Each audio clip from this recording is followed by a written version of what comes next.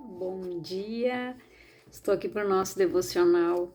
Hoje eu quero ler com você Colossenses, capítulo 1, a partir do versículo 3 diz assim: Damos graças a Deus, Pai de nosso Senhor Jesus Cristo, rogando sempre por vós. Desde que ouvimos falar da vossa fé em Cristo Jesus e do amor que tendes por todos os santos, por causa da esperança que vos está reservada no céu, da qual já ouvistes pela palavra da verdade, o Evangelho, que vos alcançou e da mesma forma está chegando em todo o mundo, frutificando e se espalhando, assim como ocorreu entre vós desde o dia em que ouvistes e conhecestes a graça de Deus na verdade. Segundo fostes instruídos por Epáfras, nosso amado conservo, leal ministro de Cristo em nosso favor, ele também nos contou do amor que tendes no Espírito. Por esse motivo, também nós, desde o momento em que soubemos desse fato, igualmente não deixamos de orar por vós e de suplicar que sejais cheios do pleno conhecimento da vontade de Deus, com toda a sabedoria e entendimento espiritual. E tudo isso com o propósito de que possais viver de modo digno do Senhor, agradando-lhe plenamente, frutificando em toda boa obra, crescendo no conhecimento de Deus, sendo fortalecidos com todo o poder segundo a maravilhosa força da sua glória, para que com alegria tenhais absoluta constância e firmeza de ânimo, dando graças ao Pai, que nos tornou dignos de participar da herança dos santos no reino da luz. Ele nos resgatou do domínio das trevas e nos transportou para o reino do seu Filho amado, em quem temos a plena redenção por meio do seu sangue, isto é, o perdão de todos os pecados. Ele é a imagem do Deus invisível, o primogênito sobre toda a criação. Porquanto nele foram criadas todas as coisas, nos céus e na terra, as visíveis e as invisíveis, sejam tronos ou dominações, seja governos ou poderes, tudo foi criado por ele e para ele. Ele existe antes de tudo o que há, e nele todas as coisas subsistem. Ele é o cabeça do corpo, que é a igreja. Ele é o princípio e o primogênito dentre os mortos, a fim de que em absolutamente tudo tenha a supremacia, porquanto foi do agrado de Deus que nele habitasse toda a plenitude, e por intermédio dele reconciliasse consigo todas as coisas, tanto as que estão na terra quanto as que estão nos céus, estabelecendo a paz pelo seu sangue vertido na cruz. E a vós outros também, que no passado éreis estranhos e inimigos de Deus, conforme demonstrado pelas obras más que praticáveis. Agora, entretanto, ele vos reconciliou no corpo físico de Cristo por meio da morte, para vos apresentar santos, inculpáveis e absolvidos de qualquer acusação diante dele. Se de fato permaneceis na fé, alicerçados e firmes, sem vos afastar da esperança do Evangelho que ouvistes e que está sendo pregado a todas as pessoas em todo o mundo, o qual eu, Paulo, me tornei ministro. Então, olha o que Paulo, diz aqui. Ele se alegrou, de ouvir como as pessoas de Colossos, os colossenses, eles estavam buscando a Deus, que a fé deles em Cristo e do amor que eles tinham por todos os santos, eles tinham amor por todas aquelas pessoas que serviam a Deus, que buscavam a Deus, que se rendiam ao Evangelho, e por causa da esperança que estava reservada no céu, da qual já ouvistes pela palavra da verdade, o Evangelho que vos alcançou. E da mesma forma está chegando em todo o mundo, frutificando e se espalhando, assim como ocorreu entre vós, desde o dia em que ouvistes e conhecestes a graça de Deus na verdade. Então, quando a graça de Deus nos invade, a presença de Deus, o mover do Espírito Santo, ele enche a nossa vida, ele muda a nossa situação, ele muda a nossa maneira de pensar, a nossa maneira de sentir, os nossos sentimentos. Ele transforma tudo isso em amor, amor pelo próximo, amor pelas coisas que são do Senhor. A fé é renovada todos os dias.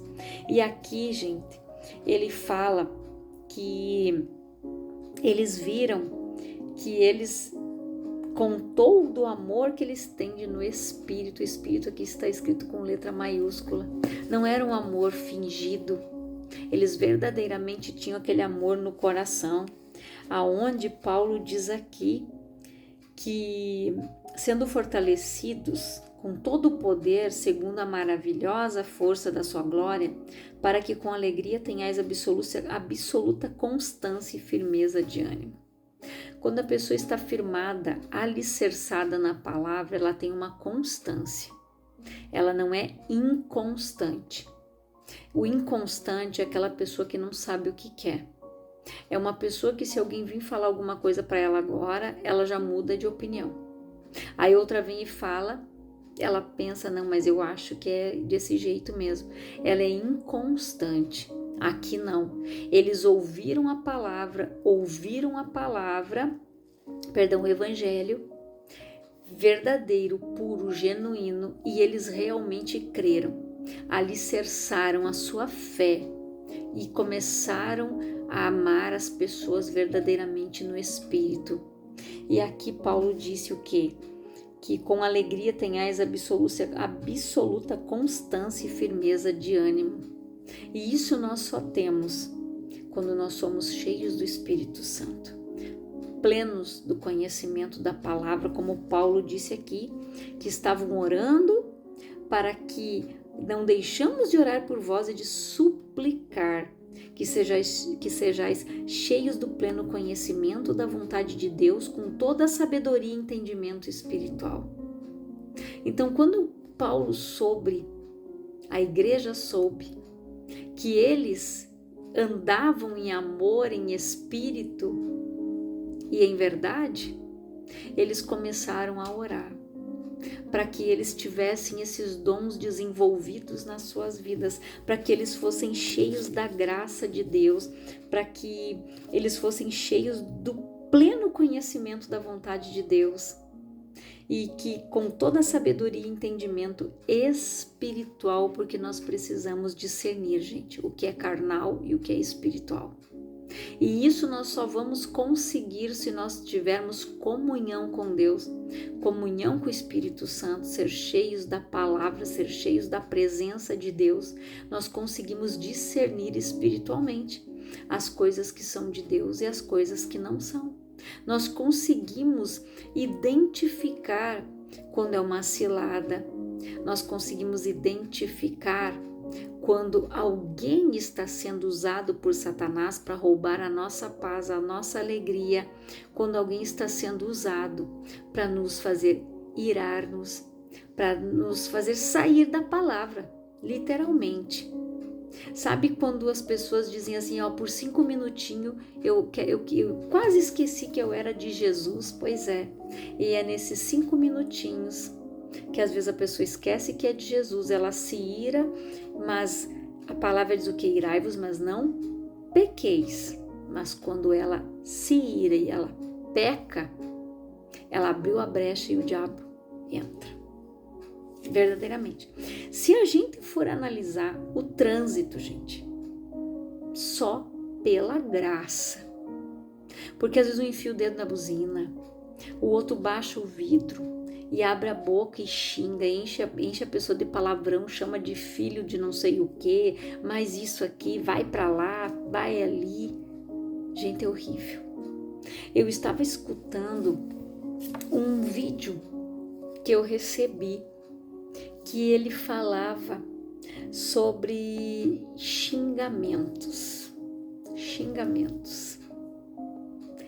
Gente, era muito forte. Perdão, não, eu vi esse vídeo e depois eu encaminhei para algumas pessoas. E foi isso. Quando aquela mulher explicava o que acontecia com o xingar. Ela diz que quando as pessoas abrem a boca para xingar e saem palavrões, no próprio xingar, ela já abre uma porta para que demônios entrem. E quando ela começa a falar palavrões, gente, piorou geral.